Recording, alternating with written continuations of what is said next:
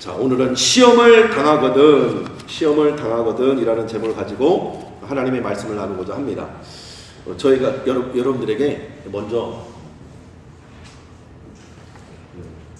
그림을 한번 그려보겠습니다. 사진 한 장만 띄워주시면, 자, 집을 한번 그려보겠습니다. 허공에다 대고 화면에다 대고 여기 앞에 우리 앞에 도화지가 있다 생각하고 한번 집을 한번 그려보십시오. 가장 간단하게 보시고 그려도 되고. 시작. 손을 오른손 들고 시작.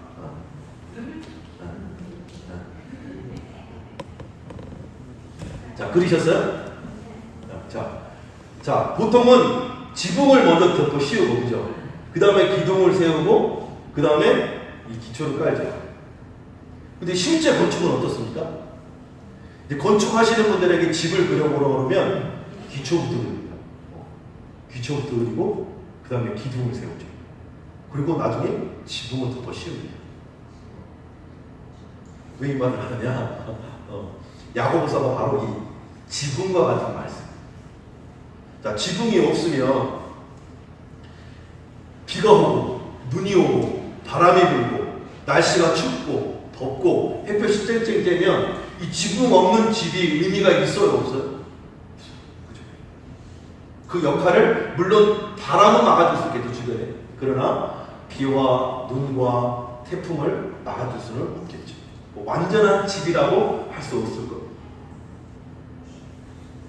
그런데 왜 야고보서가 이 지붕과 같은 말씀이냐?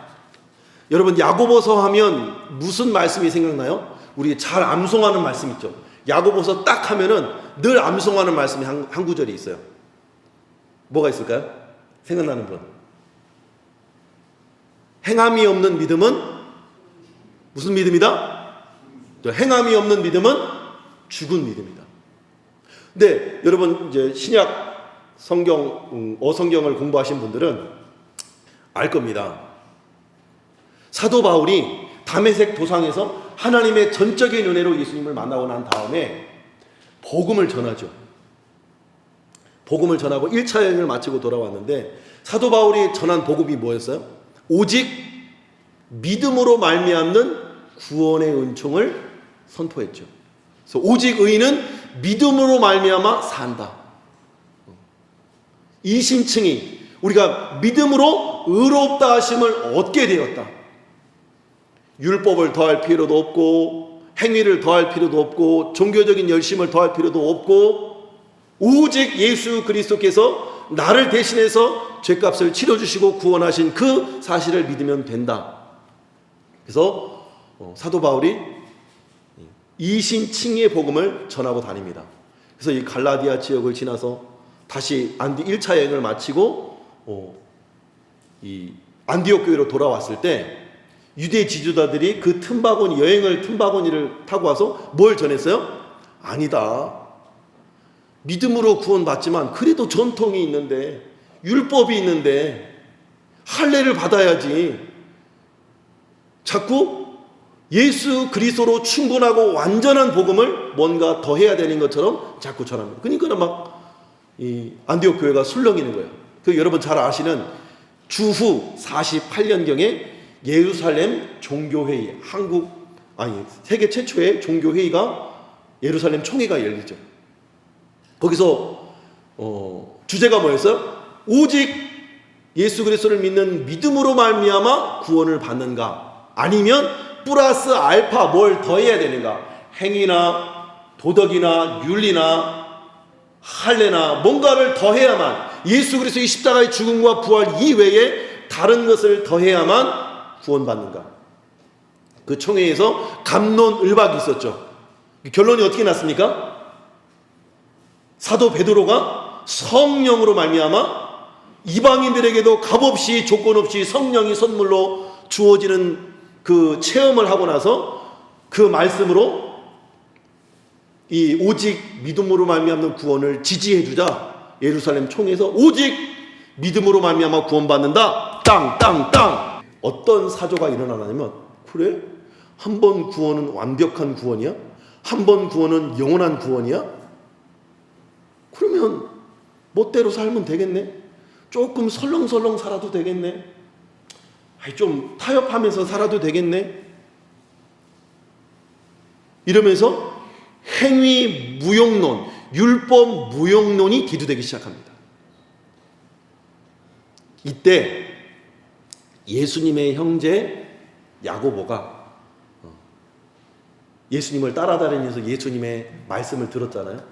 예수님의 본뜻은 그게 아닌데, 마치 동전의 양면처럼 믿음으로 말미암아 구원받았다고 한다면 믿음으로 말미암는 행위가 따라갈 수밖에 없다는 거예요. 이 순서가 중요한데, 믿음이 먼저예요. 기초, 예수 그리스도 반석이라는 믿음이 기초가 먼저 세워지고, 그죠? 이후에 말씀의 기둥이 세워지고, 그 위에 우리의 순종이라고 하는 열매가 나타나야 된다는 거예요. 그것을 말씀하고, 그래서 오늘날 당시에도 마찬가지예요. 이런 값싼 은혜, 그냥 오직 믿음으로 말미암아 구원 얻기 때문에 내가 무언가 더 할 이유가 없다라고 하는 이 사조들이 이 주류를 이루게 되면서, 어쩌면 오늘날과 같은 이런 값싼 은혜, 그냥 믿으면 된다고, 믿으면 끝이지 않냐고, 믿음으로 구원 얻죠. 그러나 믿음으로 구원 받은 하나님의 백성, 하나님의 자녀가 하나님의 자녀답게 살아가는 것, 그것은 나의 힘이 아니라 하나님의 영이 우리 안에 주어질 때 성령으로 말미암아 살아내지는 삶을 의미하는 것. 그런 의미에서 이 야고보 사도는 이 편지를 이 율법을 무용론화시키는 이 사조들에 대해서 처방전의 말씀을 주고 있는 거예요. 값싼 은혜의 질병으로부터 고칠 수 있는 처방전으로서 이 말씀을 허락해 주신 것이죠. 그래서 오늘 1절 말씀을 읽어보면, 1절 말씀 다시 한번 읽어볼까요? 시작. 하나님과 주 예수 그리스도의 종 야고보는 흩어져 있는 12지파에게 문안하노라. 당시에 예수 그리스도를 믿는, 예수 그리스도를 믿고 전 세계에 흩어져 있는 모든 사람들에게 주시는 하나님의 말씀, 균형 있는 말씀입니다. 오늘 한국에서 예수 그리스도를, 너희가 여러 가지 시험을 당하거든 온전히 기쁘게 여기라. 아멘. 너희가 여러 가지 시험을 당하거든, 내게 어느 날 갑자기 암이 오고 심근경색이 오고 뇌출혈이 오고, 우리가 인간이 감당할 수 없는 질병이 나에게 닥쳤을 때 우리 인간의 반응은 어떻게 해요? 하나님이 나에게 이런 일이, 하나님 내가 얼마나 하나님을 잘 섬겼는데 왜 나에게 이런 고통과 아픔과 어려움이 닥쳐야만 하나요? 질병의 시험이 당할 수 있죠. 또 어떤 시험이 있을까요? 여러 가지 시험 중에는 재물, 그렇죠? 좀 열심히 살아보려고 난 나름대로 열심히 봉사, 하나님 앞에 11조도 감사도 열심히 헌금 내가도 하는, 선교도 하는데 내 생활이 너무 쪼들리는 거예요. 늘 급급하고 밑에 쪼들리고 집안 값 마련하지 못하고 힘들어하는 거예요. 물질의 시험이 있을 수 있죠. 또 무슨 시험이 있을까요? 우리 학생들에게는, 우리 고3 오늘 주중에 민재를 만났는데, 고3 수험생에게 내가 고3이 됐구나, 예수님을 치르겠구나, 너무 행복하다, 이거 또 모의고사네, 기쁜가요? 아니죠. 고3 수험에게는 시험이 있고, 또 우리 중학생이 또 2명 있잖아요. 초등학교에서 중학교 올라가니까 달라지죠. 수업 시간이 길어지고 공부할 내용이 또 많아지고, 그죠? 힘들죠. 그래서 물어보니까 밥이 맛있대요. 중학교는 초등학교보다 밥이 맛있대요. 그런데 수업이 길어지고 공부할 양이 많아지니까 좀 버겁대요. 우리 학생들에게도 여전히 공부와 시험이 할 수 있습니까? 내 몸이 아프고 내 재정이 흔들리고 내가 감당해야 할 여러 가지 어려운 일들이 많아지는데, 우리 출산하는 가정도 있잖아. 2가족도 출산을 했는데, 출산하면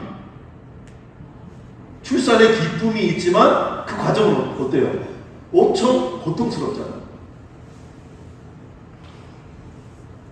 여기 아버지 엄마가 다 어디 갔지? 여기 아빠가 있네요. 나을 뿐만 아니라 또 낳고 나면 또 이 회복되는 기간이 있잖아요. 코피아이도 하고 또 아이를 안다 보면 손목도 나가고 그죠? 팔목도 나가고 허리도 아프고 또 양육하는 뭐 밥을 제대로 먹습니까? 조그만 아이들이 막 기어다닐 때는 뭐 밥을 제대로 먹나? 귀로 들어가는지 코로 들어가는지 눈으로 들어가는지 예. 생명이라고 하는 놀라운 기쁨을 맞이하지만 그 안에는 여러 가지 어려움과 희열거리들이 있다. 때로 포기해버리고 싶고 그죠? 너무 몸이 힘들고 아플 때는 차라리 없었어요. 그런 생각들까지도 품게 되지 않습니다. 이런 여러 가지 시험을 당할 때에 너희는 온전히 기쁘게 여기라고 말씀합니다. 여러분 시험을 당하는데 어떻게 기쁘게 여길 수 있습니까? 오늘 이 본문 말씀에 그 비결이 담겨 있어요. 이 3절 말씀에 이는 3절 말씀 드리고 시작. 이는 너희 믿음의 시련이 인내를 만들어내는 줄 너희가 아니. 여기 믿음의 시련이라고 하는 단어가 헬라어로 도끼미안이라는 단어예요. 도끼미안이라는 개인적인 어려움을 겪고 관계의 어려움을 얻고 시험을 날마다 치러야 되는 고통스러운 나라들을 보낼 때마다 그 시험을 통해서 우리의 믿음이 증명되고 나타나고 드러나고 보인대요. 그래서 우리 이 믿음의 시련이 그런데 이 믿음의 시련을 통해서 인내를 만들어내요. 믿음이 있는 사람과 믿음이 없는 사람의 차이가 있죠. 믿음이 있는 사람이나 없는 사람이나 똑같이 시험을 당합니다. 같은 물질의 질병에 여러 가지 고통과 어려움에 관계의 어려움들을 경험하게 되어지죠. 그렇게 시험을 당하지만 반응이 다릅니다. 반응. 처음에는 똑같이 어려움을 당할 때 보이는 반응이 뭐예요? 처음에 부정합니다. 아니야, 이런 일이 내게 있을 수 없어. 부정하고 좀 지나면 원망하게 되고 좀 지나면 울부짖게 되고 탄식하게 되고 나중에는 절망하고 좌절하는 수순을 밟게 됩니다. 하나님 왜 나에게만 이런 일이 있을까? 왜 나에게 이런 고통이 찾아온 걸까? 그런데 믿는 사람과 믿지 않는 사람이 그 맨 극치의 이 밑바닥에 가면 확연히 구분되는 이 전환점이 있습니다. 그게 믿음 있는 사람과 믿음 없는 사람의 차이입니다. 처음에 부정하고 울부짖고 하필이면 왜 나에게 이런 일이 일어나냐고 통곡하며 발버둥치고 이 절망할 그때에 그 끝자락에서 믿음이 없는 사람은 그냥 절망하고 낭망하고 더 이상 소망을 갖지 못해요. 근데 우리는 그 밑바닥에 가면 어떤 부르짖음이 터져 나옵니까? 누구에 대한 믿음이 살아나요? 예수, 오늘 예수로 출발합니다. 예수에 대한 믿음이 드러나는 거죠. 내 힘으로 할 수 없으니까, 내 힘으로 어찌할 수 없으니까 이제는 하나님 좀 도와주세요. 하나님 좀 살려주세요. 하나님이 고통스러운 상황 가운데 날 좀 구원해주세요. 건져주세요라고 부르짖게 됩니다. 하나님은 하실 수 있잖아요. 하나님 지금 이 상황을 보고 알고 계시잖아요. 하나님은 공의로운 하나님이고 정의로운 하나님이고 모든 것을 판단하는 참 하나님이시잖아요. 내 마음과 생각과 패고를 감찰하시는 하나님이시잖아요. 내 생각까지 감찰하시는 하나님이시잖아요. 내 과거와 현재와 미래를 아시는 하나님이시잖아요. 하나님 날 좀 살려주세요. 하나님 날 좀 도와주세요. 울부짖는 단계로 나아가자. 그래서 인내는 그것이 믿음의 시련이 인내를 만들어낸다는 의미이거든요. 믿음의 시련이 인내, 곧 주님을 발견하게 되는 믿음을 나타내고 증명하게 됩니다.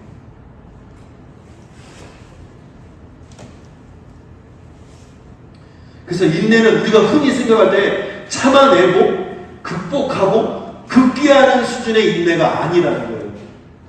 성경에서 말하는 인내는 어떤 상황이 주어졌을 때 내가 밑바닥에 내려갔을 때에 나는 공로 없고 나는 자격이 없고 나는 힘이 없고 나는 능력이 없는데 나를 여전히 붙드시고 함께 하시는 내가 사망의 음침한 골짜기로 다녀도 그 가운데 함께 하시는 이러한 인내를 저 여러분들이 발견할 수 있게 되기를 주님으로 축원합니다. 축복합니다. 그래서 밑바닥에서 주님을 찾고 부르짖고 간구하며 하나님 날 좀 도와주세요. 하나님 날 좀 살려주세요라고 하나님 앞에 나아가는 그 믿음이 드러나고 그 믿음이 나타나고 그 믿음이 증명되어지는 삶이 될 수 있기를 주님의 이름으로 축복합니다.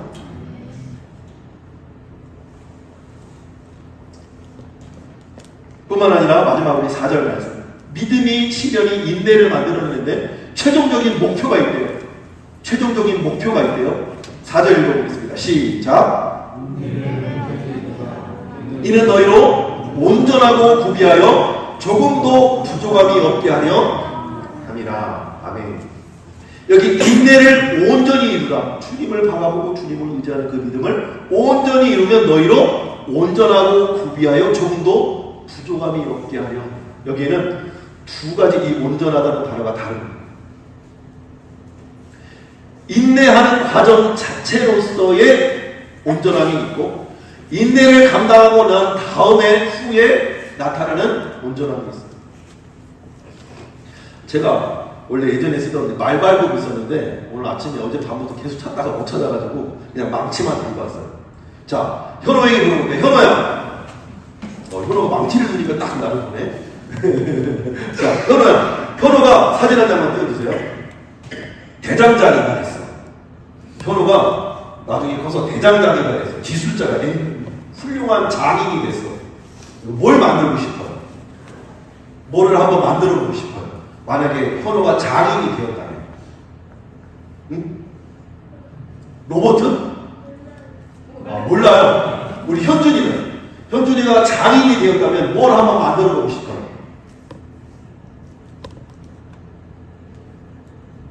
뭘 한번 만들어 보고 싶어요? 장인. 무엇이든 네가 꿈꾸는 걸 다 만들 수 있어. 뭘 한번 만들어 보고 싶어?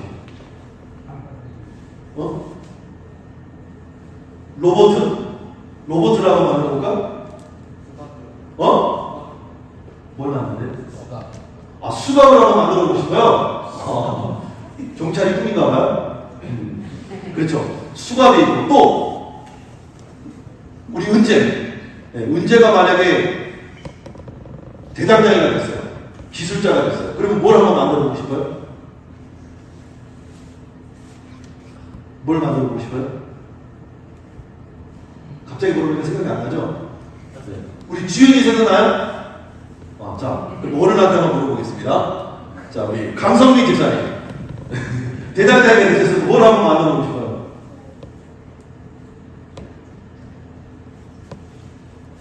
뛰어난 대장장이죠. 네, 뛰어난 대장장이. 음식을 네. 한 번에 뚝딱 만들어내는 네. 기계를 기계를 만드는. 필요한 것을 바로 만들어요. 기계 좀 단위를 낮춰서 그래요. 요리하는 정말 요리하는 진짜 멋진 장인이 쓸 수 있는 백종원이 쓸 수 있는 칼을 한번 만들어 본다고 생각합시다. 칼을 쇳덩이 여기 보이죠? 그림에 쇳덩이 하나가 있어요. 칼을 만들려면 어떻게 돼요? 일단 뜨거운 불에 담궈야겠죠.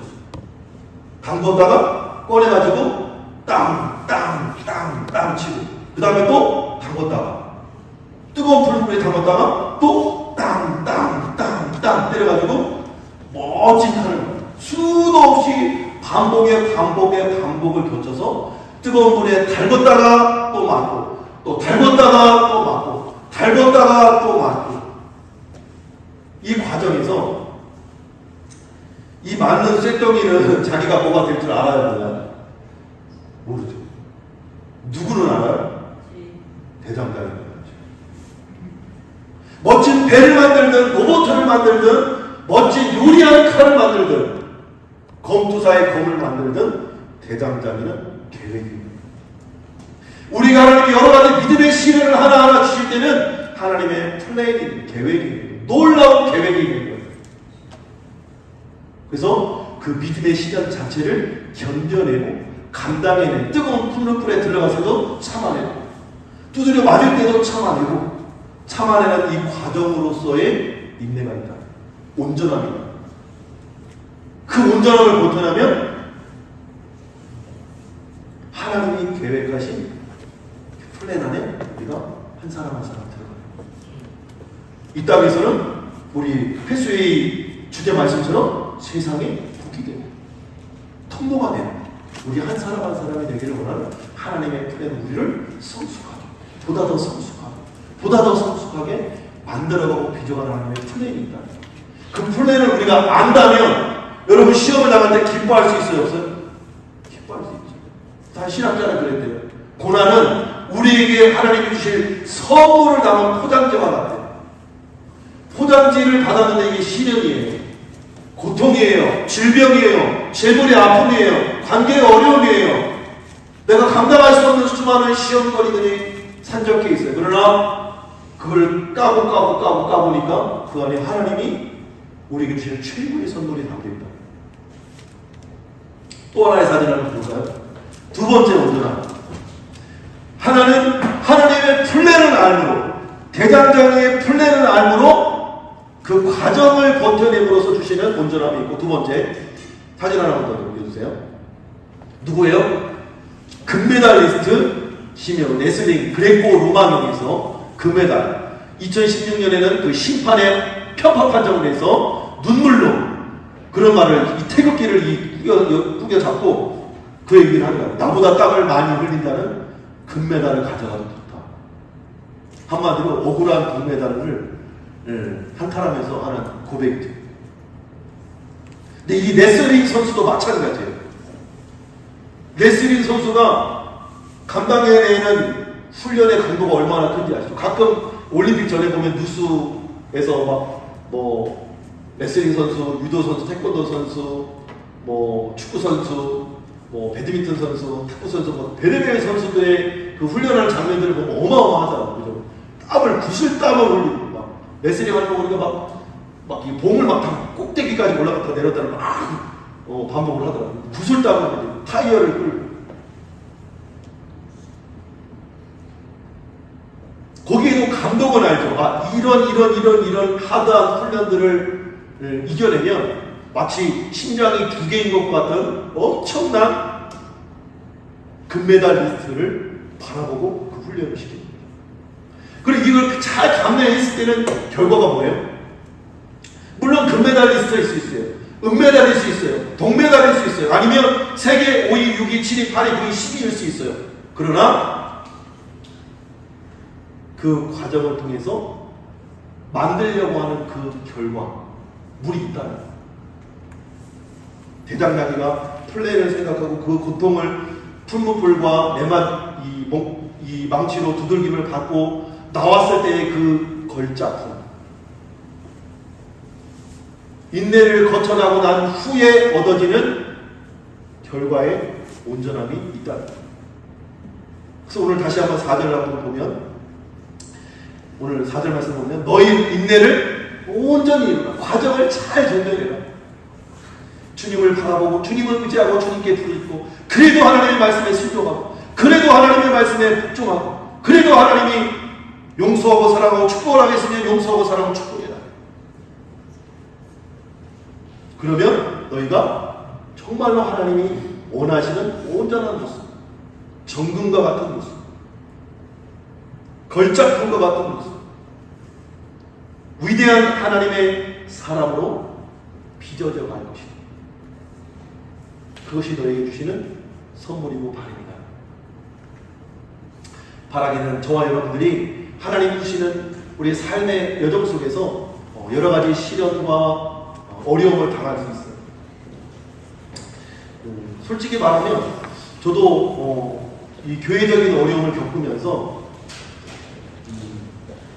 제가 사람들의 말 때문에 내가 막 흔들리고 좌지우지 흔들리고, 다시 일어나려고 했다가 또 다시 그런 말들 때문에 또 좌절하게 되고, 또 다시 한번 일어나려고 했다가 또 다시 한번 좌절하게 되고, 그래도 믿음으로 나아가야지 하다가 또 다시 한번 좌절하게 되고, 그러면서 제 믿음이 도끼미 아니라 드러나는 것 같아요. 나타나는 것 같아요. 제가 하나님 앞에 제 믿음을 평가하면 빵점은 그렇고 한 5점이나 10점이나 줄 수 있을까? 그래서 한 집사님이 생각났어요. 한 집사님이 굉장한 말인데 저한테 기도해달라고 전화를 했는데 너무 깊은 감격스러운 목소리로 저한테 전화합니다. 목사님 저는 암말기라고 하는데 두렵지가 않아요. 겁신하지가 않아요. 아프지도 않아요. 하나님이 나와 함께 하신다는 게 믿어져요. 구급역을 하는데 제가 전화로 기도해 주려고 전화했다가 제가 부끄럽더라고요. 그 집사님한테 집사님 제가 신방받는 기분이에요. 제가 집사님한테 신방받는 기분이에요.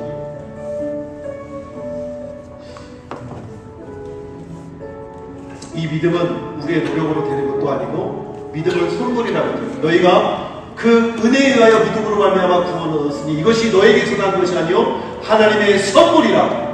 이 선물을 받아들이는 저와 여러분들을 축복합니다. 왜요? 왜 선물이에요? 누구든지 자랑하지 못하게 하기 위해서. 예수 그리스도를 믿는 믿음도 선물이고 그 믿음으로 우리가 순종할 수 있는 것, 말씀을 따라 순종할 수 있는 것도 하나님의 은혜의 선물임을 믿으시기 축복합니다. 그래서 우리에게 여러 가지 살아가면서 어려운 일이 벌어질 때마다 인내를 이루어서 하나님이 말하시는 온전하고 온전한 모습으로 빚어져가는 거룩한 하나님의 자녀들이 되시기를 주님으로 축복합니다. 우리 찬양 하나 하고 우리 함께 기도하겠습니다.